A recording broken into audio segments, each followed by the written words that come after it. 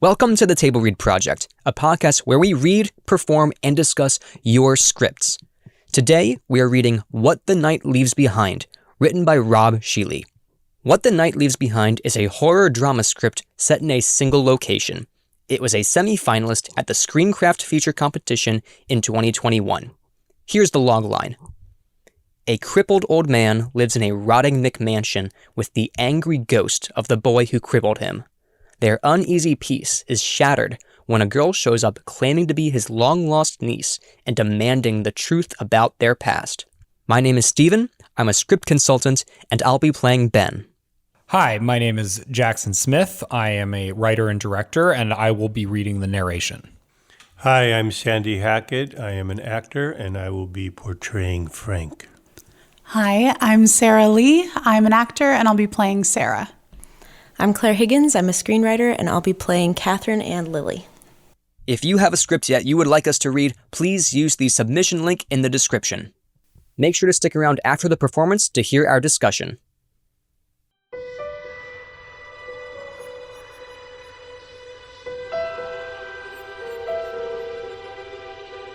What the Night Leaves Behind, a Ghost Story by Rob Sheely. Fade in. Interior, upscale house, 17 years ago, night. A McMansion. Settle in. The interior of this house is the only location for our story. We never see its exterior. We are trapped within these walls. Living room. The decor is country kitsch. Gingham curtains, floral wallpaper, twee knickknacks, and cutesy figurines. We move languidly through this room like a night watchman making his rounds. From deeper in the house comes the rattle of a doorknob turning back and forth. We move closer, following the sound. The crash of glass shattering, following the sound through the downstairs hallway, a dim tunnel leading to the kitchen. Beneath the kitsch lies the evidence of an earlier aesthetic. Restaurant-quality appliances, marble countertops, and most of all, lots of open space. We arrive at the back door just as a hand reaches through a hole in the glass, turns the deadbolt, and opens the door. A hoodie-clad figure steps inside. This is Ben, 17, an angry and bitter high school senior. He doesn't have a chip on his shoulder, he has a bag full. Just like the bulging duffel bag which he sets on a counter. He eases the door shut. When he pulls down the hood, his boyish face is contorted into an angry scowl. There is a red smear on the door handle. Ben looks at his hand. It is bleeding profusely. He walks to the counter, opens a drawer, and pulls out a dish towel, which he wraps around his hand. Wincing, he swears under his breath. He holds himself absolutely still, listening to see if anyone has heard him. No sounds. Good. Ben opens the refrigerator, rifles through Tupperware-clad leftovers. He scarfs spoonfuls of their contents, grimacing at the taste. Roots around some more, pulls out a bottle of wine. He takes a swig, chokes, forces himself to take a second swig. By the light spilling out of the fridge, he can see the kitchen more clearly. What he sees enrages him. Knickknacks, gingham curtains, kitsch upon kitsch. He pulls a framed cross stitching from the wall. It reads, "Home is where the heart is," with a heart symbol replacing the word heart. He drops it on the floor. His anger overwhelming his need for quiet, he stomps it to pieces. He leaves the fridge door hanging open. Downstairs hallway. Ben navigates the dimness by memory, wine bottle in hand, duffel slung over his shoulder. He glances in doorways as he passes. He comes to a closed door. He turns the knob, opening the door. Powder room. A small space holding a sink and a toilet. Downstairs hallway. Ben resumes walking. He comes to a huge wedding portrait of a 40-something groom with a 20-something bride. He uses his bloody finger like a crayon to smear blood over the bride's face. Living room. Huge, vaulted ceiling. Ben enters, turns on a light. He looks around, scowling. Sees yet more tacky presentation. He drops his duffel on a chair. He goes to a gingham sofa, stares at it in disgust. He takes one last swig of the wine. He drizzles the dregs on the sofa in an angry wine-red stain. He drops the bottle. His attention turns to the fireplace at the far end of the room. In a place of honor on the mantel sits a gaudy clock reading 1:43. He stares first in hurt and then in rage. The sound of footsteps from above. Ben freezes. Then, fuck it. With a sweep of his hand, he knocks the clock to the floor. It makes a very loud crash. More footsteps. Ben turns towards the stairway, grand and sweeping, leading up. A light comes on upstairs, spilling down the stairs. Ben strides to the foot of the stairs. A shaft of light pours down from above, blinding him. He shields his eyes. A long, distorted, soul-chilling wail like a banshee pierces the air. Ben climbs, disappearing into the light. The light vanishes, leaving utter darkness and silence. Total and absolute. For an unnaturally long time. Gradually, almost imperceptibly, the darkness fades until we can just make out a pair of eyes, closed in sleep. A faint crash sounds. They fly open. Den, the present, day. A figure in bed, absolutely still, alert, and straining to hear. The figure sits up, turning on a lamp. This is Frank, 60, a solitary man, broken both in body and in spirit. Fastidious and habit-driven, he is somehow older than his years. Frank throws off the covers and leverages himself into a wheelchair with practiced ease. In t-shirt and boxes, he propels himself out the door. Kitchen. Recessed lights reveal a much-changed scene. Once shiny appliances are dull, the countertops are soiled and stained, the cabinets are dirty and scratched. Frank heads directly to the refrigerator, finding its door hanging open. He matter-of-factly closes it. He finds the "home is where the heart is" cross-stitching on the floor. With effort, he picks it up and places it in his lap. Downstairs hallway. Backlit by the glow spilling from the den, Frank zips along. He comes to the wedding portrait. There is blood on it. He awkwardly holds himself up by one arm while he uses the other to wipe down the photo. Living room. In the dimness, it looks the same as when Ben was here. Frank slaps a wall switch as he rolls in from the hallway. In the thin light from the dirty wall sconces, everything is worn, faded, and covered in dust. Dust dances in the thin light streaming through filthy windows. Frank heads directly to the fireplace, checks to make sure the clock is still in place. It is. He nods to himself. He wheels to the front of the stairway. He stares upward into the blackness. If willpower alone could propel him upstairs, but no. He is constrained to staring and listening, straining for the slightest sound. It never comes. Den. This room is in dramatically different condition than the other rooms. Neat, clean, a cozy nest. Frank rolls in, cross-stitching in lap. He takes it to a low, built-in cabinet whose top has been converted to a workbench of sorts, with a pegboard full of tools. Beside the sink of the adjacent wet bar is a small microwave, an electric hot plate, and a drying rack holding one plate, one bowl, one glass, one fork, one knife, and one spoon. Frank goes to a record turntable. He searches through a collection of vinyl albums, mostly Blue Note jazz. He selects one after wiping it carefully with an anti-static cloth and eases it onto the turntable. Music plays under a montage of Frank's monkish existence. Den. Frank makes the sofa bed and closes it. Powder room. Frank, bare-chested, takes a pair of well-worn khakis and a short-sleeved shirt from the towel rack of this also clean and cozy room. Beside the sink at wheelchair height is a mirror mounted to the wall. Den. Frank, in the shirt and khakis, heats water in a kettle on the hot plate and makes instant coffee and oatmeal. Frank eats a microwave entry from a TV tray, staring at nothing. Frank washes his one set of dishes and places them in a drying rack beside the sink. Powder room. Frank shaves and brushes his teeth. Frank Windexes the mirror and scrubs the grout on the backsplash. Den. Frank, at his workbench, repairs the frame of the cross-stitching. Kitchen/back door. Frank opens the door a crack, looks out at the stoop, undoes the chain. He retrieves a large open cardboard box filled with groceries, closes the door, resets the chain. Den. Frank puts away the groceries in the wet bar cabinets and mini fridge. Kitchen. Frank leverages himself half out of the wheelchair to lift the cross-stitching onto the wall. Den. Frank retrieves a baggie of cannabis from a cabinet, packs a pipe, smokes up. Kitchen. Frank opens the fridge, pulls out a bottle of wine, checks the level, and finds it below a line marked on the label. Frank uses a funnel to refill it from a jug of cheap wine. Den. Frank microwaves an entree. Frank polishes a trophy on one of the shelves. Frank pulls out the sofa bed. Frank undresses to his boxers. The scenes repeat and blend into one another. Frank continues to groom himself, eat his same microwave entrees, treat his pains with cannabis, and repair any damage from Ben's manifestations. It could be days passing. Could be years. End montage. Den. Night. Frank in his wheelchair before a massive and dated projection TV.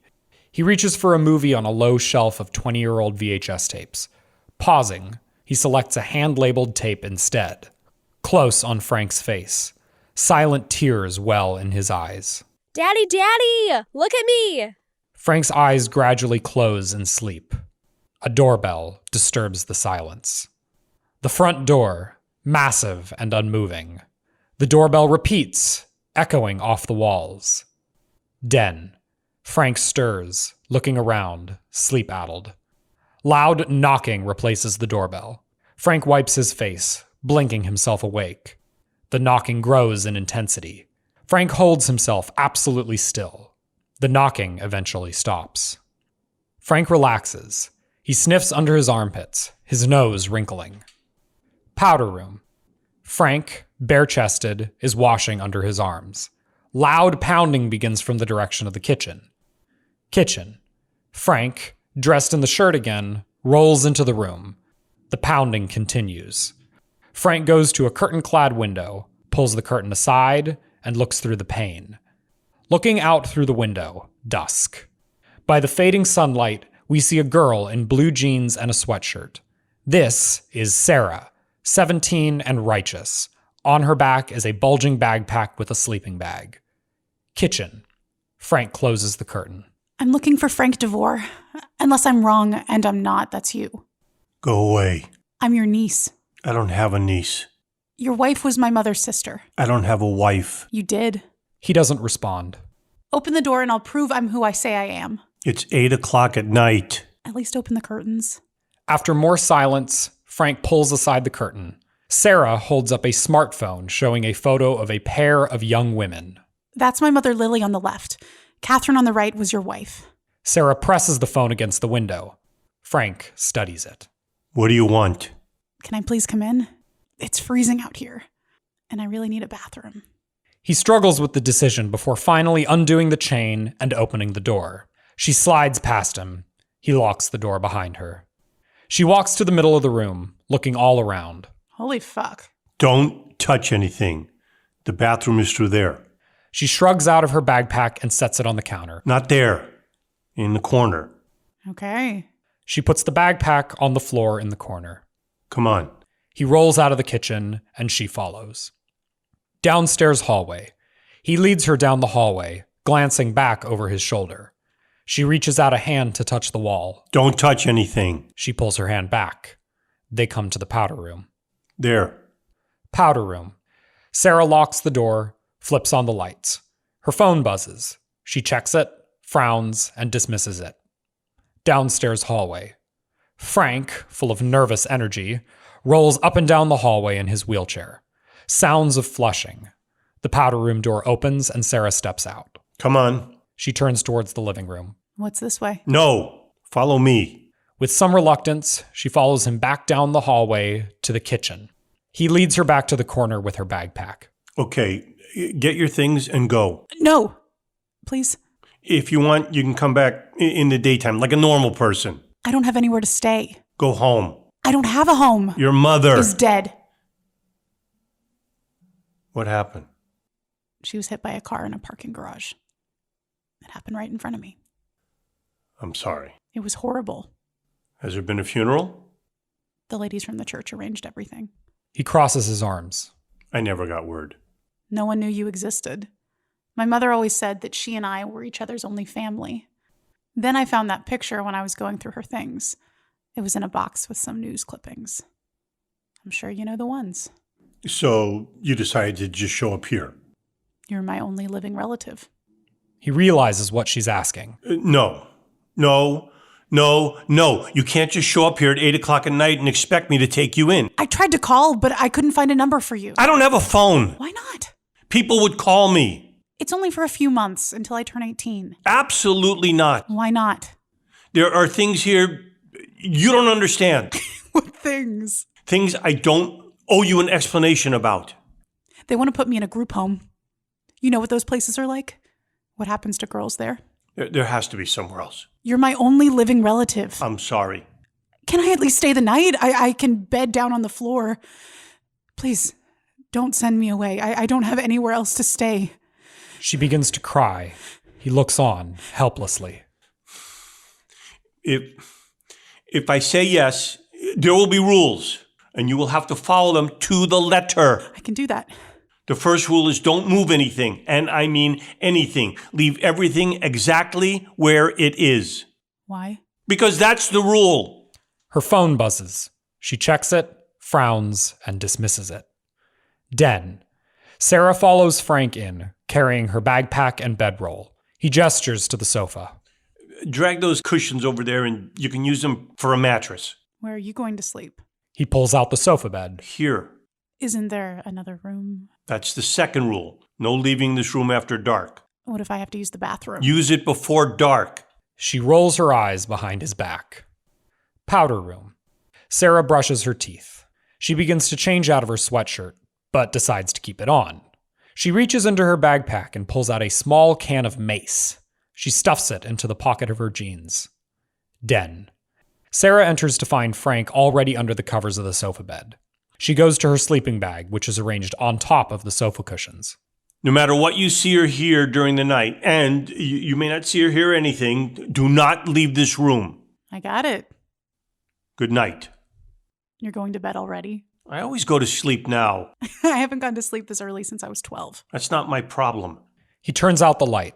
She uses the light from her phone to find and crawl into her sleeping bag. Good night, Uncle Frank. I'm Sara, by the way. I know. Kitchen. Ben's timeline. Moonlight caresses the restaurant-quality appliances, marble countertops, and open space. Glass breaking.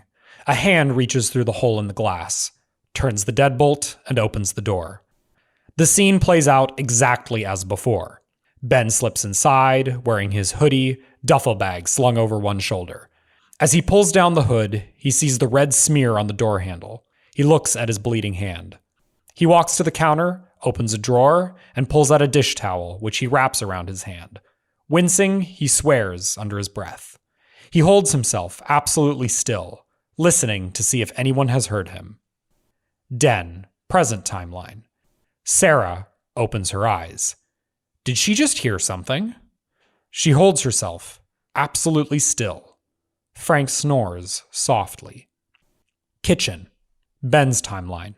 Ben opens the refrigerator, rifles through the Tupperware-clad leftovers. He scarfs down their contents, grimacing at the taste. He reaches into the fridge and pulls out a bottle of wine, takes a swig, chokes, and takes a deeper one. Den. Present timeline. Sara slips out of her sleeping bag. She tiptoes over to the sofa where Frank is still snoring softly. Wake up. What is it? Someone's in the house. I told you, as long as we stay in this room, we're all right. Now go back to sleep. He turns over and falls back asleep. Seriously? She hears more sounds from the hallway. She reaches into her pocket for the mace. Holding it in her hand, she tiptoes to the doorway. Downstairs hallway, Ben's timeline. Ben navigates the dimness by memory, wine bottle in hand, duffel slung over his shoulder. Den, present timeline. Sara peeks into the hallway. There's someone there. She ducks back inside. She stands beside the doorway, pressing herself against the wall and breathing hard. Light from the hallway sconces flickers and strobes. After a bit, her breathing calms, and her curiosity takes over again. She peeks back out into the hallway. It is empty. Flashing lights come from the far end of the hall. Downstairs hallway. Sara creeps along, following the lights from the end of the hallway. She reaches the end just in time for the crash of the clock being knocked off the mantel. She presses herself against the wall, peering into the living room. She sees nothing at first. Then, a distorted and monstrous face appears in the darkness, looking in her direction. She lets out a little shriek. Living room, Ben's timeline. Ben hears a distorted shriek. He stares hard into the darkness of the hallway. We see a pair of eyes looking back at him. Downstairs hallway, present timeline. Ben's eyes bore into Sara's. She is frozen. Living room, Ben's timeline. Ben walks towards the hallway. Sara's POV, present timeline. Ben's face coming forward from the hallway. He moves slowly towards her, his hand outstretched. Then time speeds up and he is standing right in front of her. She screams. He puts his hand over her mouth. She stumbles backwards, breaking the connection. Living room, present timeline. Frank has Sara's hand, pulling her away from Ben. She stumbles to the floor. Don't move. Ben's timeline. In a daze of his own, he looks all around, but there is no sight of the girl he has just been touching. He searches for her, growing more and more upset. Downstairs hallway, present timeline. Sara and Frank hold absolutely still. Can you stand? I think so. Slowly. He helps her to her feet, moving with agonizing slowness. Frank and Sara move slowly, increasing cries of frustration and rage from the living room. What's happening? Frank pulls Sara through the first open doorway, which happens to be the powder room. Frank shuts the door behind them. There is a thud from the other side of the door. The knob begins to turn. Frank grabs the knob, fighting to keep it from turning. Then, nothing. She touches the spot on her face where Ben touched her, winces, looks in the mirror. There is a visible palm print. Oh my God. He presses his ear to the door. Silence. Then, the faint, distorted wail. He turns the knob slowly, eases the door open. Downstairs hallway. Frank sticks his head out of the doorway, looks back and forth, sees nothing. He moves into the hallway, followed by Sara. She starts to hurry. He gestures to take it slow. They ease down the hallway at an agonizing pace. She keeps touching her face and wincing. Frank gestures for her to breathe. She takes a deep breath. They resume their journey. Finally, they arrive at the den. Frank slips inside, followed by Sara. Is it over? Are we safe? For the moment. His legs begin spasming, slowly at first. He ignores them. What was that? It looked like the pictures in the newspaper of him, but his eyes were different. So dark, so angry. I told you the rules. You promised to follow them.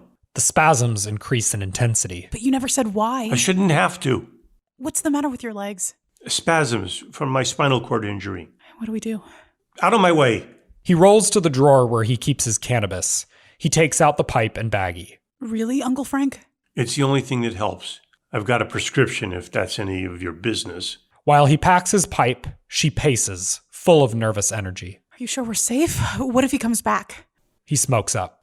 He only shows up, if he shows up, once a night. And when he does, he never comes in here. His spasms gradually ease. Are you certain? If you want to be safe, just follow the rules like I told you. Why are those the rules? How do you know them? He becomes drowsy. How long has this been going on? And exactly what is going on? And why? She looks over at him. He is asleep, slumped in his chair. Den, morning. Frank wakes up to find himself alone, still slumped in his chair. He rolls out of the den. Kitchen. Frank rolls in, looking all around for Sara.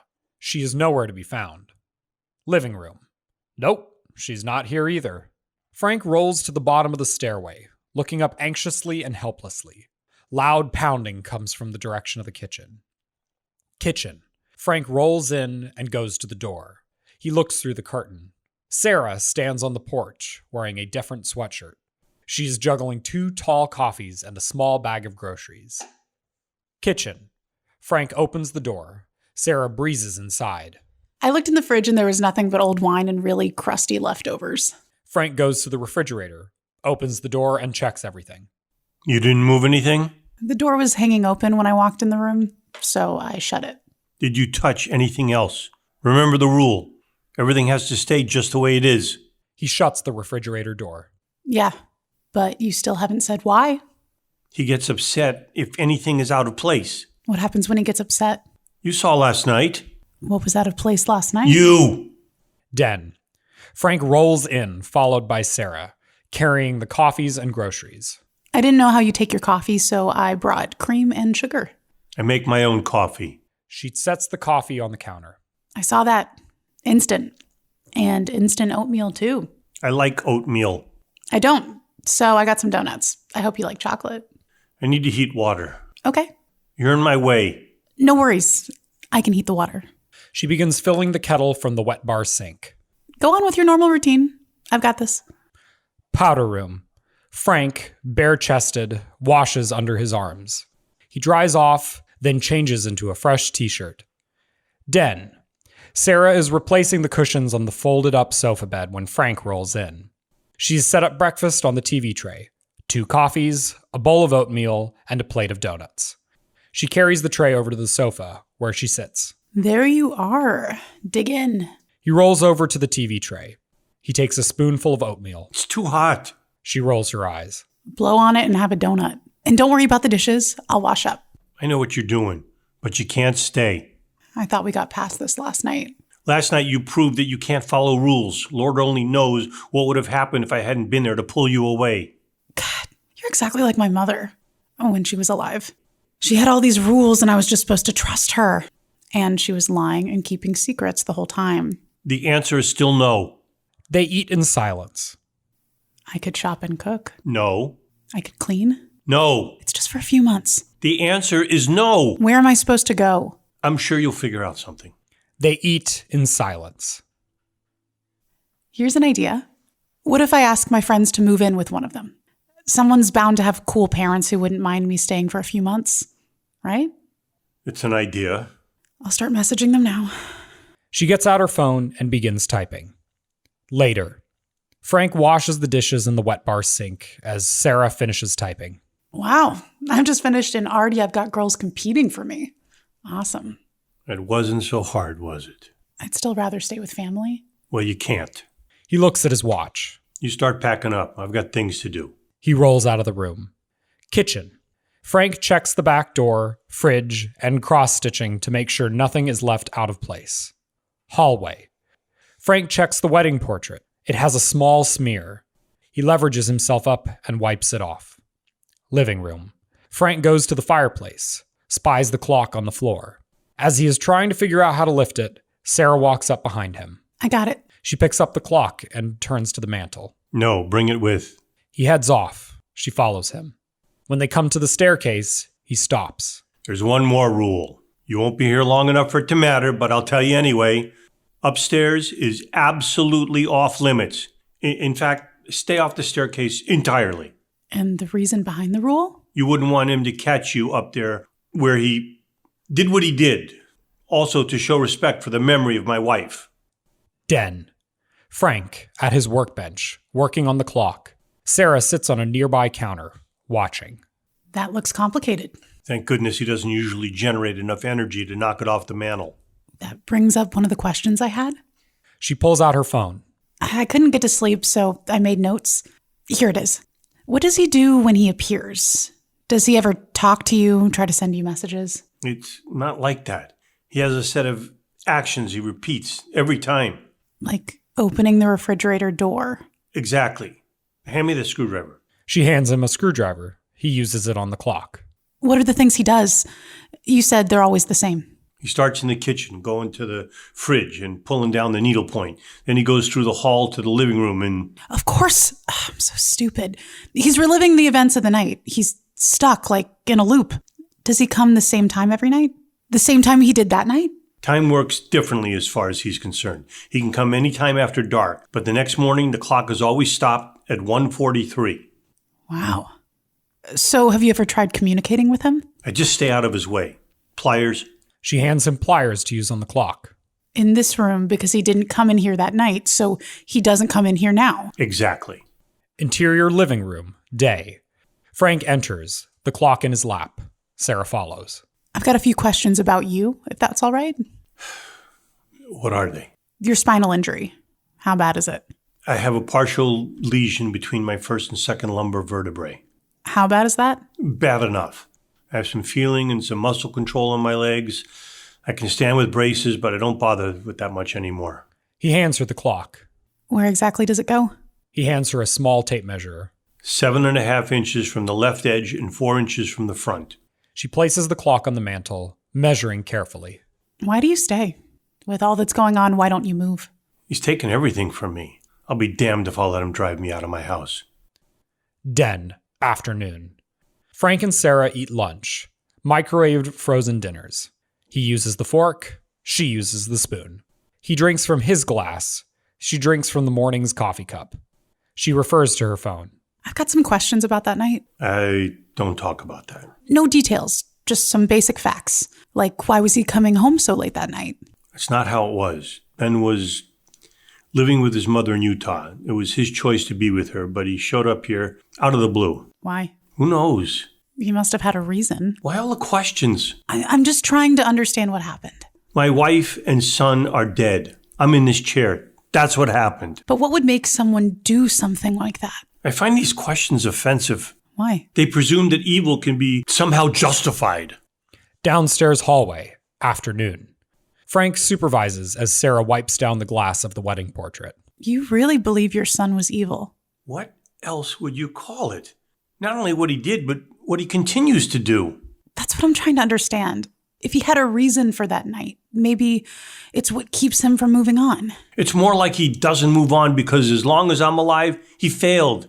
After I'm gone, he can move on, straight to hell where he belongs. Enough questions. What's happening with you finding a place to stay? Let me see. She pulls out her phone and scrolls through messages. Good news. Cindy's parents said yes. The only problem is they can't come to pick me up until tomorrow. Oh, no. Don't stress. It's just one more night. How did you get here? You can go back the same way. I took the bus. Take the bus back. They only run once a day. I already missed it. Take a taxi. It's a 4-hour drive. Damn it, I told you couldn't stay. What do you want me to do? I found a place and I'm getting a ride in the morning. This is not what we agreed. Sorry. Den, evening.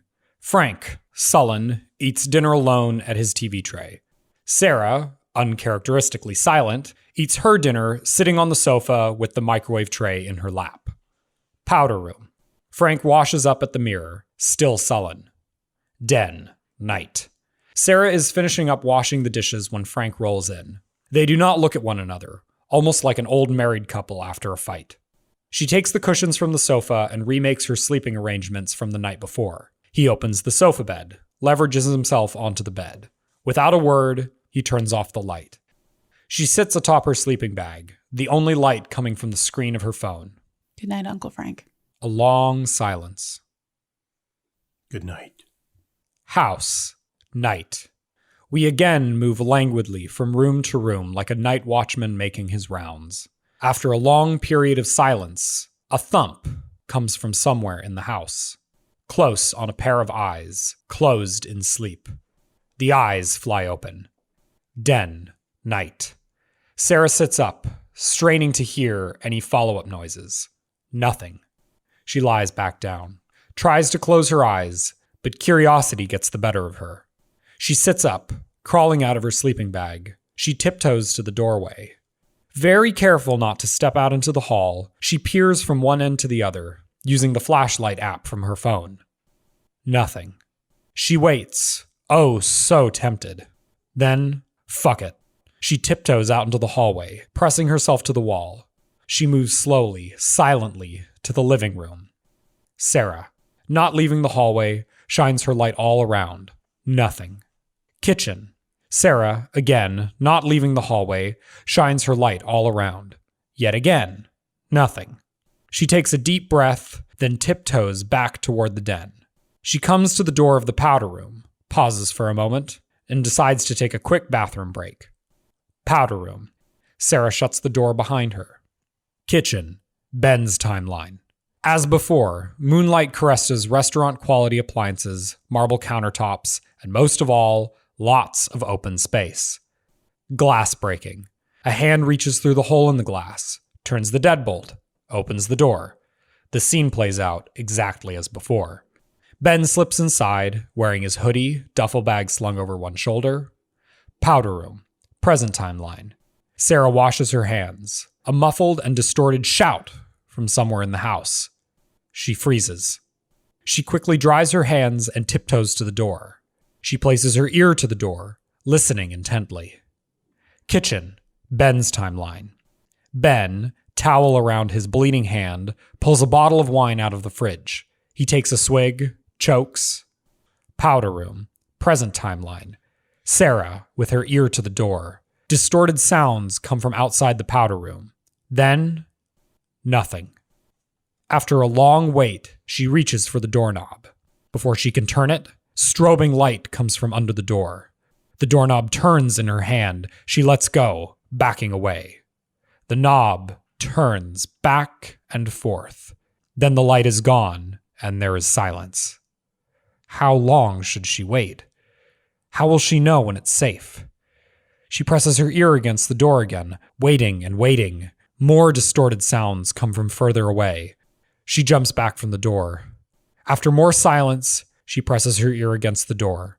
Finally, she opens the door a crack and looks out. Downstairs hallway. Dark and empty. Powder room. Sara turns off the lights and steps out. Downstairs hallway. She uses the flashlight app, covering her phone with her fingers so that it emits just enough light to find her way. When she comes to the wedding portrait, she notices a dark smear across the glass. She tiptoes to the doorway to the den. She is about to step inside, but curiosity gets the better of her. She tiptoes towards the living room, keeping her body pressed against the wall. Living room. Ben's timeline. We catch Ben in the moment of his cycle just after he has just knocked the clock to the floor. He stands in the middle of the room, swaying under the effects of the wine. Downstairs hallway. Sara eases her way to the living room. Living room. Everything looks normal, at least what passes for normal in this house. Sara takes one step in from the hallway, looking back and forth. Stairway. A light comes spilling down the stairs, pinning her in place and showing the distorted figure of Ben at the bottom of the stairs. He turns, catching Sara's eyes. Suddenly, she can see his face clearly. Instead of the rage we have always seen before, he wears an expression of tremendous and weary sadness. Help me. The long, distorted wail. He turns back to the stairs and begins trudging upwards into the light. Den. Night. Sara tiptoes in from the hallway. She looks over to the sofa bed. Frank is snoring peacefully. She eases her way to her sleeping bag and climbs inside. By the light of her phone screen, her face shows how shaken she is by what she has seen. Den. Morning. Frank and Sara sit across from each other, sharing the TV tray. They each drink coffee from to-go cups and munch on donuts from the selection on the plate in the middle of the tray. How'd you sleep? Well, and you? Like a baby. He smiles. What? Have you ever seen a baby sleep? No.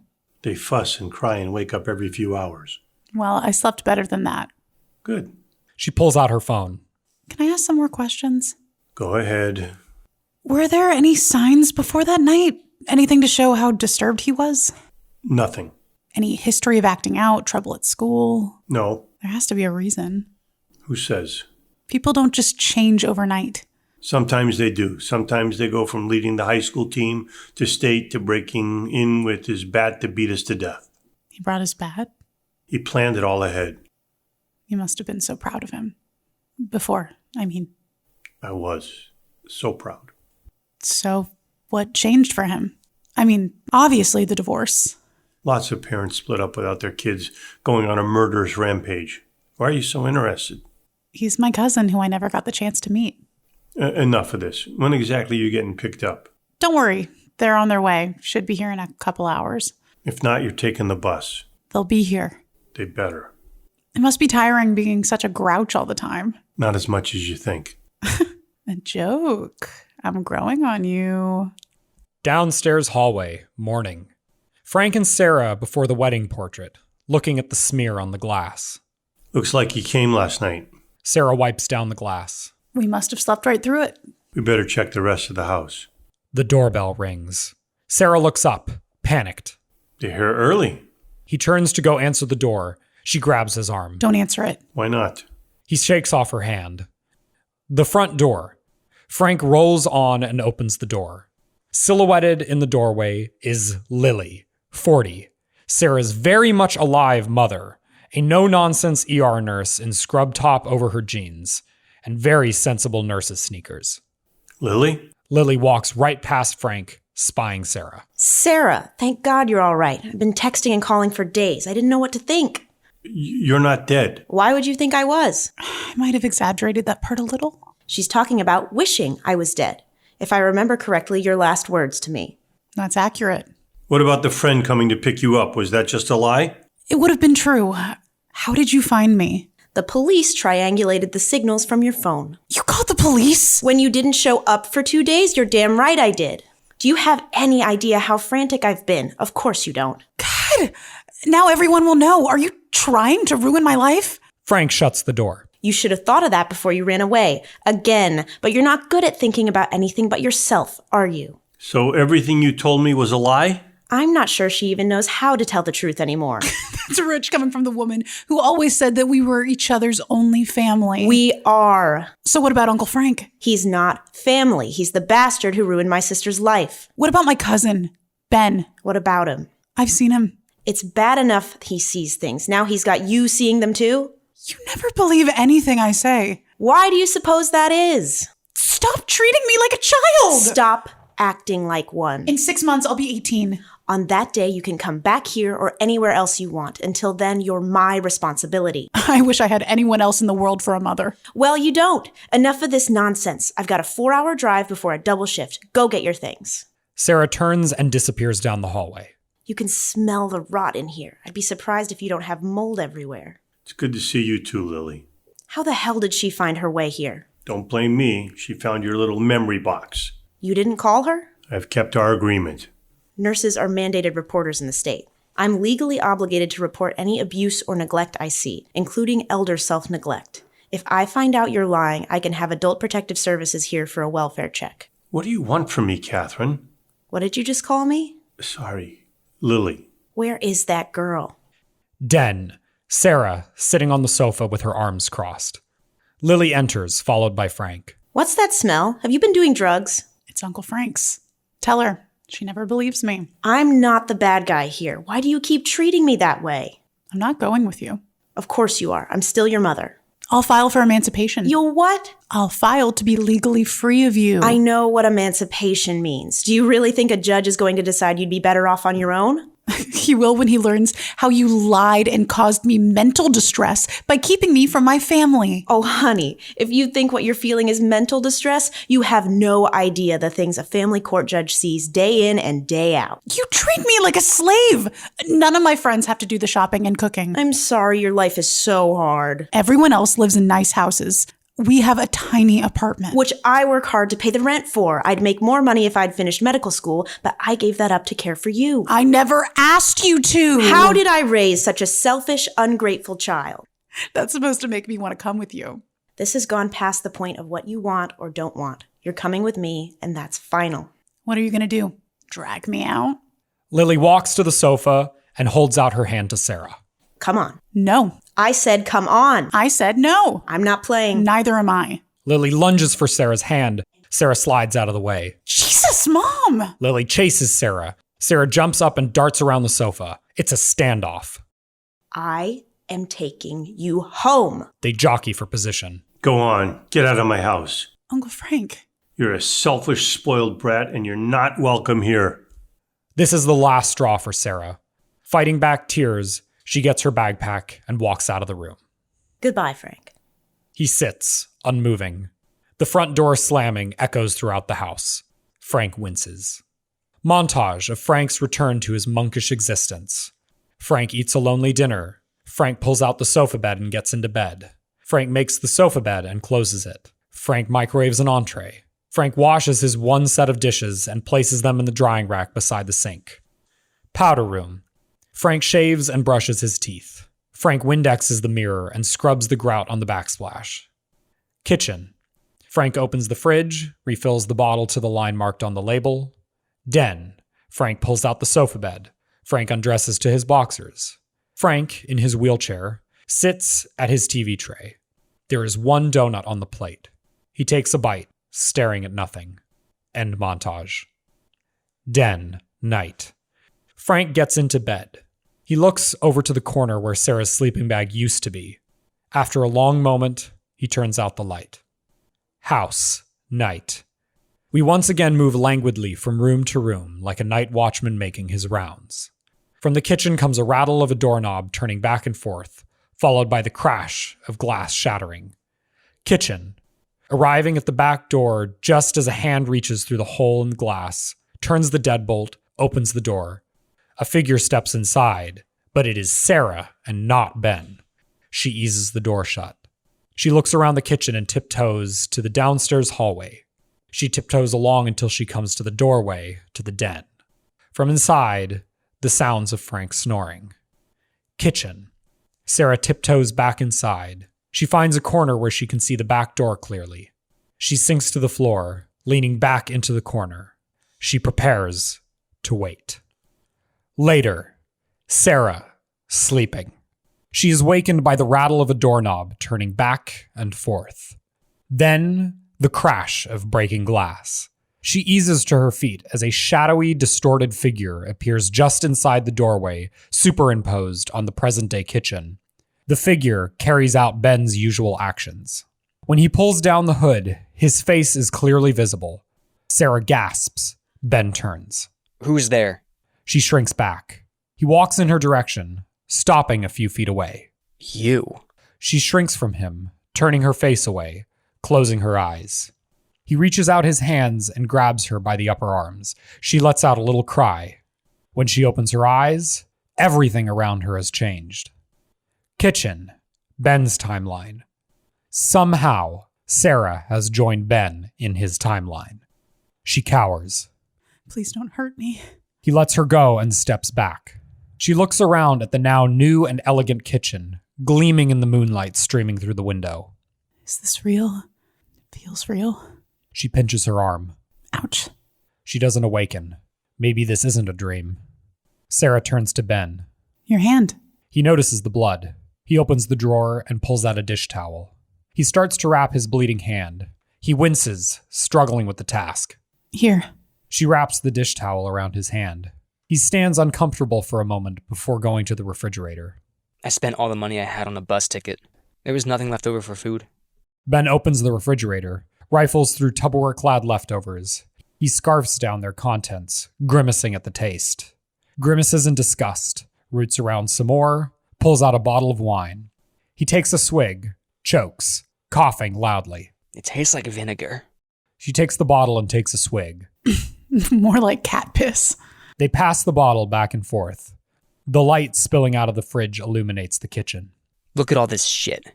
He pulls the cross-stitching from the wall. It's not even her home. He drops it on the floor and stomps it to pieces. She shrinks away from his sudden rage. Downstairs hallway. Ben enters, followed at a distance by Sara. He glances in doorways as he passes. He comes to a closed door. He turns the knob, opening the door. Glancing inside, the powder room, gleaming. It smells different. Perfumey. Sara comes closer, sniffing the air, wrinkles her nose. Like a rose bush threw up. Return to scene. Ben resumes walking. Sara follows him a little closer than before. She is becoming less afraid of him. They come to the wedding portrait. What's he like? Your dad? He was pretty great before, but now she's got him pussy whipped. He blushes. She waves her hand. She made him send me to live with my mom. That wasn't your idea? He does everything she says. She's not even that pretty. Poor man. He uses his bloody finger like a crayon to smear blood over the bride's face. Whipped by an ugly pussy. Stop making fun of me. I make jokes when I'm nervous. I make you nervous? You scare me. Living room. Ben enters, turns on a light, looks around, scowling. sees yet more tacky presentation. He points to a knickknack on the wall. That wasn't here before. Or this fruity wallpaper. It's like she's getting rid of everything of my mom's. He goes to a sofa, stares at it in disgust. Do you think it would look better in red? Go ahead. He takes one last swig of the wine, drizzling the dregs on the gingham sofa. He drops the bottle. His attention turns to the fireplace at the far end of the room. What's the matter? My trophies. They're supposed to be here. He stares at the clock, first in hurt and then in rage. The sounds of footsteps from above. Ben freezes. This is where the bad thing starts. I should stop right here. With a sweep of his hand, he knocks the clock to the floor. But I never do. It makes a very loud crash. More footsteps. Ben turns towards the stairway, grand and sweeping, leading up. A light comes on upstairs, spilling down the stairs. Ben strides to the foot of the stairs. He turns to Sara. Help me. A shaft of light pours down from above, blinding him. He shields his eyes. What can I do? I'm so tired. Ben crumples to his knees. But if I stop, I'll only come back again. She helps him to his feet. I don't remember what comes next. I just know it's bad. Where's your bat? That night you brought your bat. A bat appears in his hands. He approaches the stairs, swinging it menacingly. This isn't right. I don't have the bat. The bat disappears from his hands. Where is it? He has it. The 40-year-old version of Frank appears on the stairs, bat in hand. He has the bat. The long, distorted wail comes, and the light disappears. Living room. Present timeline. Sara looks around. She is alone in her timeline again. Agitated, she paces. He has the bat. He has the bat. She turns, heading for the hallway. Den, Frank, in the sofa bed, opens his eyes. Sara looms over him. You had the bat. He bolts upright. What are you doing? That night.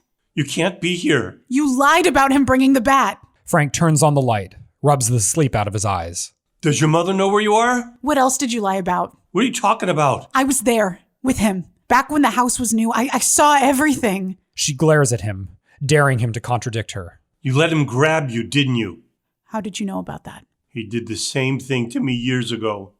You can talk to him, and all this time you've done nothing to help him? What could I do? Talk to him. Comfort him. Help him find a way to end this. From the direction of the kitchen comes the rattle of a doorknob turning back and forth. What's that? The crash of breaking glass. He's back. That's impossible. He never comes more than once a night. Looks like he doesn't know the rules. The hallway lights flicker and strobe. She takes a step towards the door. Frank grabs her arm. Don't be a fool. You don't know what you're playing with. I know I won't abandon him like you. He's more dangerous than you think. Just look at me. Is that true? Did he really hurt you, or is that another lie? Believe this. It's not safe for you to be here. There are things you don't know. She yanks herself free. Fuck you. She grabs his wheelchair. And don't try to follow me. She pulls the wheelchair with her out of the den. Hallway. Sara pushes the wheelchair down the hallway. It goes careening out of sight. Kitchen. Ben's timeline. Ben slips inside, wearing his hoodie, duffel bag slung over one shoulder. Ben's hand reaches through a hole in the glass, turns the deadbolt, opens the door. He slips inside, easing the door shut. When he pulls down the hood, his boyish face is contorted into the angry scowl.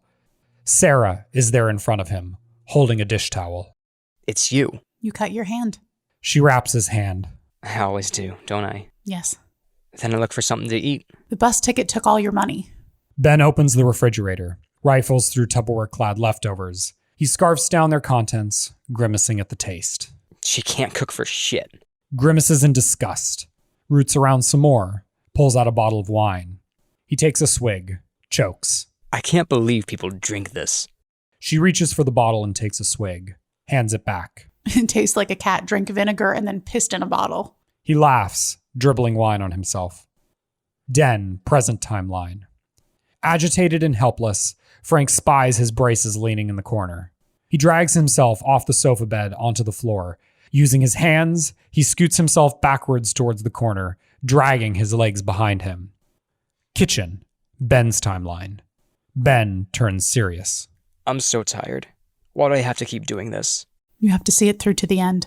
You don't know what you're asking. But I do.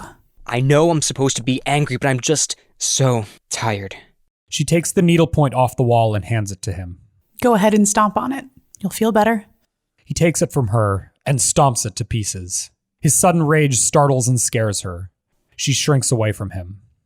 Den, present timeline. Frank straps the braces onto his legs. He rushes, fumbling at first, then forces himself to slow down and strap them on correctly. Downstairs hallway, Ben's timeline. Ben enters, followed at a distance by Sara. He glances in the doorways as he passes. He comes to the powder room door. He turns the knob, opening the door. It still smells like a rosebush threw up. He smiles at her. Ben resumes walking. Sara follows him a little closer than before. She is becoming less afraid of him.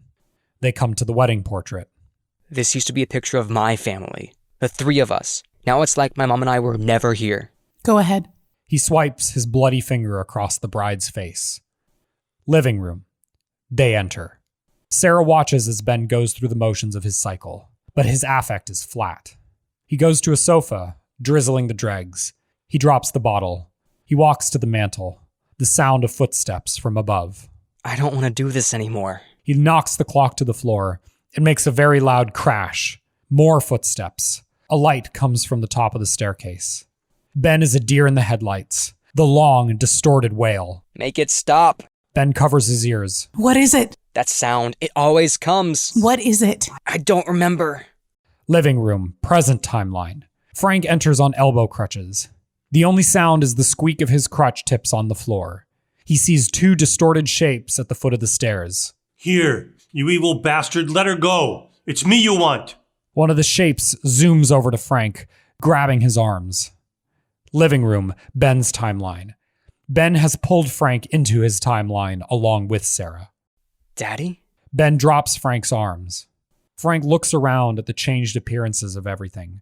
Back the way it used to be so long before. He looks at Sara. This is your last chance, girl. Let it go. No. The long, distorted wail comes again. I can't protect you from here on. That sound, it always comes. What is it? The baby. There's a baby. That's how she trapped my dad. There's a baby. Ben fades out. Living room, present timeline. Sara, in a state of shock, turns to Frank. There's a baby. No, it only sounded like one. It was Cathrine screaming. I don't believe you. There was a baby. You read the papers? There was nothing about a baby. That's true. See? But you could have kept it out of the papers. That was a long time ago, before blogs, before TMZ. Why would we do that? I don't know. Did it die too? That night? No, you wouldn't keep that a secret. So it must have lived. You're wrong. It must have lived, and you must have wanted to give it a chance to grow up without the world looking on. I'm right, aren't I? Sara. Just tell me the truth. What happened to me? She begins to pace. Oh my God. I'm the baby and she's not my real mother. She's your mother in all ways that matter. That's bullshit. All this time you were my father and you never even once tried to contact me? That's fucked up. He can't meet her eyes. I was protecting you. Like you protected him? What do you know about it? I know my mother, wanted rid of him just like everything else from your first wife. That's the real truth. Truth is easy when you're young and your regrets are few and small. You're the one thing I don't regret. I sent you away to keep you safe. I protected you from him. Who am I even? What good am I to anyone? Mom could have gone to medical school if it wasn't for me. She chose you. She took you in out of love. What a terrible deal for her. God, all the times that I called her a bitch when my real mother was the bitch. She was a child, barely older than you are now. So why did you let her boss you around? It wasn't like that. I tried to keep the peace. He was rude to her. He wasn't without fault. You know what? I'm glad I didn't know you before. You're a really shitty father. Where are you going? Where I was supposed to be. Stairway. Sara climbs the stairs, switching on the flashlight app as she nears the top. Upstairs hallway. A single bulb illuminates this dark tunnel. Its flickering light reveals this dreadful state. Wallpaper peeling, dust motes dancing in the air, dark stains on the carpet. You can almost smell the mildew. Sara swings the phone back and forth in arcs. It finds dark and disturbing stains on the walls and floor. Sara jumps back. She almost stepped in a thin black stain on the carpet. She catches her breath, then continues on. A series of black, crusty shoe prints lead down the hallway. Sara is careful to walk near the wall as far away from the footsteps as possible. She comes to a half-open doorway. She pushes the door open and looks inside. Master bedroom. The phone reveals a room frozen in time. The king-size bed is rumpled. Thick dust covers everything. A closet door hangs open. Outdated fashion hanging above equally outdated footwear. Another door catches Sara's attention. Master bathroom. Sara flips a switch just inside the door. A dirt-streaked light bar above the mirror reveals a fancy bathroom in a state of semi-clutter. Upstairs hallway. Sara continues, passing other open doorways, exploring them each with the light from her phone. Guest room, office, exercise room, hall closet. Each step takes her closer to the closed door at the very end of the hall. At last, she arrives at the end of the upstairs hallway. A cute lamb painted on the door. The lights in the hallway begin to flicker and strobe. Kitchen. Ben's timeline. We arrive as Ben's arm comes through the hole in the glass, turns the deadbolt, and opens the door. The scene plays out as before. Somehow it is more vivid this time. The sounds are crisper. The actions are somehow more real. Everything combines to tell us that what we are seeing is the true picture of that night. Ben slips inside, wearing his hoodie, duffel bag slung over one shoulder. As he pulls down the hood, he sees the red smear on the door handle. He looks at his bleeding hand. He walks to the counter, opens a drawer, and pulls out a dish towel, which he wraps around his hand. Wincing, he swears under his breath. He holds himself absolutely still, listening to see if anyone has heard him. Living room, present timeline. Frank sees the lights flicker and strobe. No. No. No. No. No. He walks towards the staircase. Kitchen, Ben's timeline. Ben opens the refrigerator, rifles through Tupperware-clad leftovers. He scarfs spoonfuls of their contents, grimacing at the taste. Roots around some more, pulls out a bottle of wine. He takes a swig, chokes, coughing loudly. Again, he freezes. When it doesn't appear he has been heard, he forces himself to take a second swig. By the light spilling out of the fridge, he can see the kitchen more clearly. What he sees enrages him. Knickknacks, gingham curtains, kitsch upon kitsch. He pulls a framed cross-stitching from the wall. He drops it on the floor, his anger overwhelming his need for quiet. He stomps it to pieces. He leaves the fridge door hanging open. Downstairs hallway, Ben's timeline. Ben comes to the wedding portrait. He uses his bloody finger like a crayon to smear blood over the bride's face, each swipe making an audible squeak. Stairway, present timeline. The light flickering and strobing grows more intense. Frank leverages himself into a sitting position on the lowest step. Dropping the crutches, he slowly, painfully begins to drag himself up the stairs. Living room. Ben goes through the motions of his cycle.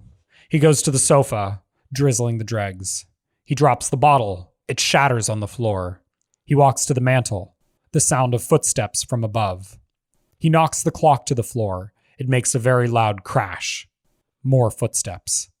The baby's cry pierces the air. Stairway. The bathrobed figure of Frank is barely visible behind his flashlight. In his other hand, he clutches the baseball bat. Ben, what in God's name are you doing here? Does your mother know where you are? Frank lowers the flashlight so that it is not in Ben's face. Please, let me stay. Now, Ben, I've only missed the first 2 games of the season. we've talked about this. I wouldn't even have to live here. I could stay with one of the other guys on the team. Please, Dad, please. We all decided it was best for you to live with your mother. You decided. A light comes on at the top of the stairs. Ben and Frank turn to face the light. From above comes a shrill voice. This is Cathrine, Lily's sister and Frank's second wife. Frank, what's going on? It's all right, Cathrine. Go back to bed. The light softens, revealing Cathrine in a nightgown, cordless phone in her hand. What's he doing here? I'm taking care of it. The baby's cry continues under everything. You said you took away his key. What happened to my trophies? I had all your things shipped to you. I never got them. That's not my fault. You lie. Language. Ben points to the bat in Frank's hand. That's my bat.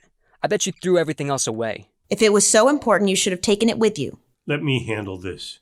You should have called me before you threw my stuff away.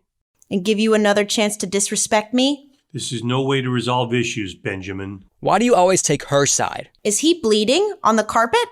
His eyes never leaving Cathrine, Ben takes the dish towel off his hand, bends down, and rubs blood on the carpet.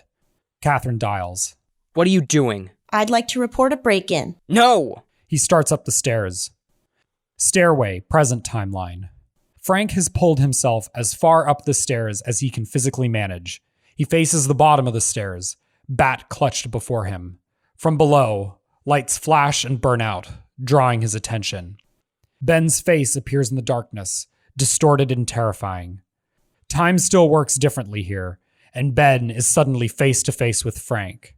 They look into one another's eyes, their faces masks of hate and fear. Ben grabs Frank's arms. The distortion falls away, and Frank is looking into Ben's true face, youthful, confused, afraid. Tears come to Frank's eyes. Forgive me. He reaches out a hand to his son. He loses his balance, falling down the stairs. Stairway, Ben's timeline. Frank uses the baseball bat to block Ben's path. Ben grabs the bat, pulling Frank off balance. Frank falls down the stairs, landing in a terrifying position. Upstairs hallway. Cathrine yells into the phone. Oh God, he attacked my husband. Hurry! She drops the cordless phone, runs off into the bedroom. The 911 operator's voice comes from the dropped phone. Ma'am?